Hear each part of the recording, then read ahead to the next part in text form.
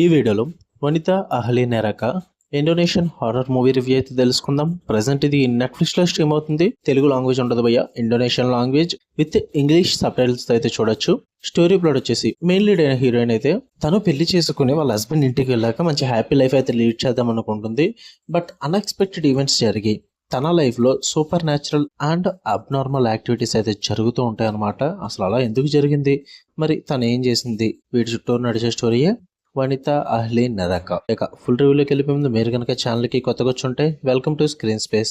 వీడియోని ఖచ్చితంగా లైక్ చేయండి. Theatrical reviews and Telugu dubbed movie రివ్యూస్తో పాటు ఓటీటీలో రిలీజ్ అయ్యే other languages movies and web series content కోసం మన ఛానల్ని ఖచ్చితంగా సబ్స్క్రైబ్ చేసుకోండి. ఇక ఈ మూవీ విషయానికి వచ్చేస్తే అంత వర్కౌట్ అవ్వలేదు భయ్య. ఇప్పుడు కూడా ఇండోనేషియన్ హారర్ మూవీస్ అన్నవి కాన్సెప్ట్స్ చాలా బాగుంటాయి. ఇక్కడ మెయిన్ నాకు కాన్సెప్ట్ వర్కౌట్ అవ్వలేదు. టేకింగ్ వైజ్ కొంచెం డిఫరెంట్ ఉంటుంది. పాజిటివ్స్ ఏమైనా ఉన్నాయంటే ఆ హారర్ ఎలిమెంట్స్ని వీళ్ళు ప్రజెంట్ చేసిన విధానం ఉంటుంది, చాలా బాగుంటుంది. మరి సూపర్ జంప్ స్కేర్ సీన్స్ కాకపోయినప్పటికీ కూడా ఆ లిటిల్ బిట్ ఆఫ్ హారర్ ఉంటుంది భయ్య. ఆ హారర్ ఎలిమెంట్స్ వీళ్ళు ట్రై చేసిన ప్రతిసారి కూడా మీకు వర్కౌట్ అవుద్ది. అండ్ కొన్ని సీన్స్ అయితే టాప్ నాచ్ చూపిస్తారు ఆ హారర్ ఎలిమెంట్స్ అన్నవి. అది నాకు చాలా బాగా వర్కౌట్ అయింది. 1-2 చోట్ల అయితే భయపడతారు. అట్మాస్ఫియర్ ని క్రియేట్ చేసిన విధానం కానీ, ఆ కాస్ట్యూమ్ డిజైనింగ్ కానీ, అండ్ హారర్ కి యూజ్ చేసుకున్న క్యారెక్టర్స్ కానీ, ఇవన్నీ కూడా చాలా బాగుంటాయి. నాకైతే వర్కౌట్ అయింది అంతా కూడా. అండ్ హీరోయిన్ పర్ఫార్మెన్స్ నాకు చాలా బాగా నచ్చింది భయ్య. Start to and strong performance అని చెప్పాలి. చాలా వరకు కూడా మూవీ వర్కౌట్ అవుతుంది తన వల్ల అయితే.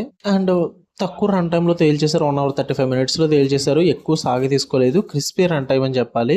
ఇక నెగిటివ్స్ విషయానికి వచ్చేస్తే రొటీన్ కాన్సెప్ట్ భయ్య. ఒక అమ్మాయి లైఫ్లో సూపర్ న్యాచురల్ యాక్టివిటీస్ జరగడం, దాని నుంచి తను బయటికి రావడం అన్నది పెద్ద డిఫరెంట్ కాన్సెప్ట్ అని అయితే అనిపించలేదు నాకు. చాలా చూసాను ఇలాంటివి. సో రొటీన్ కాన్సెప్ట్ అనిపించింది. ఎక్కువ ఇండోనేషియన్ మూవీస్ అంటేనే హారర్లో చాలా డిఫరెంట్ కాన్సెప్ట్స్ ఉంటాయి. ఎందుకంటే నేను చాలా ఇండోనేషియన్ హారర్ మూవీస్ రివ్యూస్ అయితే పెట్టాను. మన ఛానల్లో ప్రత్యేకంగా నేను ప్లేలిస్ట్ కూడా క్రియేట్ చేసి ఉంటుంది ఇండోనేషియన్ మూవీస్ కి. కాన్సెప్ట్ నేను డిసప్పాయింట్ అయ్యాను. మూవీ మొత్తం కూడా ఒక ఫ్లోలో అయితే ఉండదు భయ్య. ఓ దగ్గర హారర్ సీన్ పెట్టుకుంటారు భయపెట్టడానికి, మళ్ళీ నార్మల్, మళ్ళీ హారర్ సీన్, మళ్ళీ నార్మల్, మళ్ళీ హారర్ సీన్, మళ్ళీ నార్మల్, ఇలాగే ఉంటుంది తప్ప మంచిగా కొత్తగా డిఫరెంట్గా అయితే ఏమీ ట్రై చేయలేదు వీళ్ళు. చాలా రొటీన్ టెంప్లెట్ యూజ్ చేసుకున్నారు. అండ్ క్లైమాక్స్ అయితే డిసప్పాయింట్ అయిపోయినాయి ఫుల్గా. అప్పుడు దాకా మూవీ ఓకే సర్లే ఎలాగన్నా తీసుకెళ్లారు, ఓకే హారర్ ఎలిమెంట్స్ అన్నా బాగున్నాయి అనుకున్నా. బట్ క్లైమాక్స్ చూసాక ఇంకా డిసప్పాయింట్ అయిపోయా. క్లైమాక్స్ అంతగా వర్కౌట్ అవ్వలేదు నాకు. ఎప్పటి నుంచో చూస్తున్న అదే రొటీన్ క్లైమాక్స్ భయ్యా. నాకైతే అంతగా వర్కౌట్ అవ్వలేదు. ఇంకా ఓవరాల్ గా చెప్పాలంటే మూవీ నాకైతే యావరేజ్ అనిపించింది. మరీ సూపర్ గా ఏమనిపించలే. దీని వల్ల ఇంకా మంచి ఇండోనేషియన్ హారర్ మూవీస్ అయితే ఉన్నాయి. మన ప్లేలిస్ట్ చెక్ చేయండి, మీకు అర్థమవుద్ది.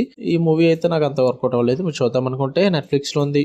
తెలుగు లాంగ్వేజ్ అయితే ఉండదు. ఓకే, మీకు కనుక రివ్యూస్ తీయడం లైక్ చేయండి. ఛానల్ని ఖచ్చితంగా సబ్స్క్రైబ్ చేసుకోండి. మరిన్ని interesting movies and web series reviews కోసం బెల్ ఐకాన్ ఆన్ లో పెట్టుకుని ఆల్ నోటిఫికేషన్స్ అన్న ఆప్షన్ క్లిక్ చేసి పెట్టుకోండి.